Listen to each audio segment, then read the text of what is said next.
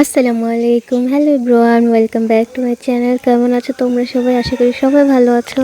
তো আজকে চলে আসলাম পুরনো একটি ভিডিও নিয়ে। তো এই ভিডিওটা হচ্ছে আমার এই হাঁসটার লাস্ট ভিডিও, একদম শেষ ভিডিও। যেদিন করেছিলাম ওই দিনই হাঁসটাকে বাইক চাপা দিয়ে মেরে ফেলছে। ভোটের 2 দিন আগে এইরকম হয়েছে। তো যে লোকটা এইরকম করছে উনি রাজনীতি করতো, সেজন্য হয়তো পাখনা খুলে চিকন সরু একটা রাস্তা দিয়ে বাইক নিয়ে আসছে জোরে চালানোর জন্য। যারা দেখছে ওনারা বলছে যে এত জোরে এই রাস্তা দিয়ে বাইক নিছে, এখানে যদি অন্য কোনো বাচ্চা হতো তাহলে কি হতো। আমাদের হাঁসটা মেরে ফেলার পর তো আমরা যখন হাঁস নিয়ে চিল্লাচিল্লি করতেছিলাম, তো তখন অনেকেই কমপ্লেন দিল যে এই লোকটার বাইক চালানো ভালো না। উনি প্রায় জায়গায় এরকম করে আসছে, মানুষের হাঁস মুরগি এরকম চাপা দিয়ে মেরে আসছে। এই রাস্তা দিয়ে সচরাচর গাড়ি যায় না, যেগুলা যায় ওগুলা অনেক সাবধানে যায়, গাড়ির স্পিড কমিয়ে তারপর যায় আস্তে। যাই হোক, এই হাঁসটা ছিল আমার অনেক আদরের হাঁস। যেখানে থাকতো যদি আমাদের কথা না শুনতো ডাক দিত, তো আমরা যদি ওর ডাকে সাড়া দিতাম তাহলে চুপ শান্ত, আর যদি দেখতো যে আমরা সাড়া না দিই তাহলে চলে আসতো আমাদের কাছে। আর আমি যদি এক ডাক দিতাম বা আমরা যদি এক ডাক দিতাম, ডাকলে বেশিক্ষণ অপেক্ষা করতো না, যেইখানে থাকতো চলে আসতো আমাদের কাছে, আমাদের সাথে সাথে থাকতো। ক্ষুধা লাগলে ডাকাডাকি করতো, ঘরের ভিতরে ঢুকে যাইতো। আমার 3টা হাঁসই এরকম ছিল। কালো হাঁসটার ক্ষুধা লাগলে জামা টেনে ওদের খাবারের বাটির কাছে নিয়ে যাইতো, একবার বাটির দিকে তাকাইতো, একবার আমার দিকে তাকাইতো আমি খাবার দিই কিনা।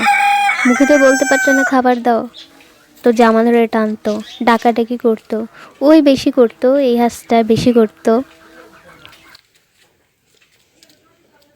আমার হাঁসটা যেদিন মারা যায় তার আগের দিন আমি একটা ভিডিও বানিয়েছিলাম যে এ বাড়িতে কিছু একটা আছে, ভৌতিক বাড়ি। তো তার পরের দিনই এইরকম হয়েছে, আমার হাঁসটা মারা গেছে। তার পরের দিন আমি আমার হাঁসটাকে খাবার খাইয়ে মার সাথে একটা দরকারি কাজে গিয়েছিলাম। তো আমার নানির কাছে হাঁসগুলো রেখে গেছিলাম। তো উনি বলতেছে আমি মাত্র খাবার খাইয়েছি, আর আমার হাঁসগুলো কোনো দিন রাস্তায় যাইতো না। ওই দিন কী হয়েছে আল্লাহই জানে নাকি। তো বাড়ির সবাই বলতেছে হাঁসটা নাকি মাত্র খাইছে, এই চোখের সামনে ছিল। আর ওই দিন সকালবেলা কোনো বাতাস নেই, কিছু নেই, একটা বড় সুপারি গাছ ভেঙে পড়ে অর্ধেক হয়ে গেছে। কোনো বাতাস ছিল না, এমনি ভেঙে গেছে। আমার নানি বলে যে কিছু একটা হয়তো ওরে নিয়ে গেছে। উনিও নাকি মাত্র খাবার দিচ্ছে, মানে সেকেন্ডের মধ্যে নাকি এরকম হয়েছে। উনি খাবার দিয়ে ঘরে ঢুকছে আর দেখে বাইরে চিল্লাচিল্লি। আল্লাহ ভালো জানে কি হয়েছে।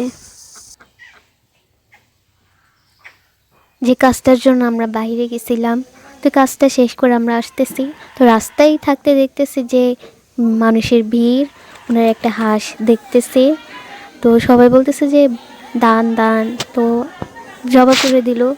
তো আমি আস্তে আস্তে দেখি যে আমার হাঁস, তো এখানে যে কী অবস্থা ছিল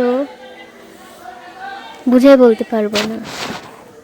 ঠিক আছে, বাইকওয়ালারা অনেক দূর আগে গেছে, তো ওনাদের চিল্লাচিল্লি করে ঢাকায় বাইক থামাইছি।